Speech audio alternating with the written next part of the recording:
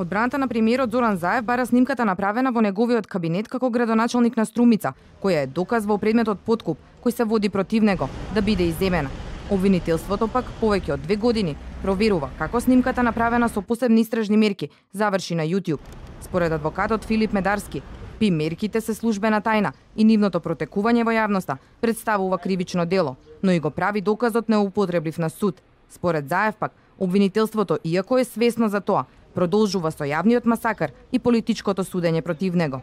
Не треба да се биде посебен експерт или да се биде посебно стручњак во оваа област, да се знае дали е истата снимка или не истата снимка. Таа е снимката што се појави. Проблемот е што 2 пати е делната, сечена. Директно, за да се покаже комплетното действие, требало барем, ако се објавува, цела да ја објави. Барем, ако не друго, јавноста да ја знае целата вистина.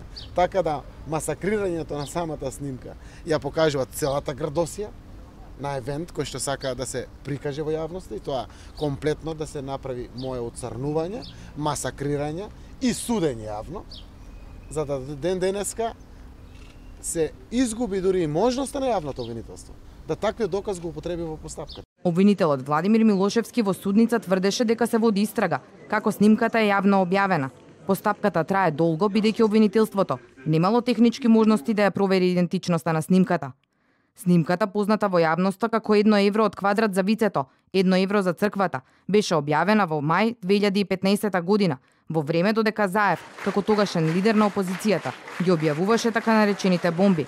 Одбраната постојано потенцираше дека нема кривично дело, бидејќи не бил примен подкуп, а Заев бил свесен дека обвинителството конструира случај против него. До 27 септември, за кога беше одложено рочиштето, судиката Дијана Груевска-Илиевска ќе треба да одлучи дали ќе ја иземе снимката како доказ. Одбраната се повика на одлука на незината колешка Татјана Михајлова, која ги одби бомбите како доказ во предметот на СЈО Шамари во Центар против лидерот на опозицијата Никола Груевски.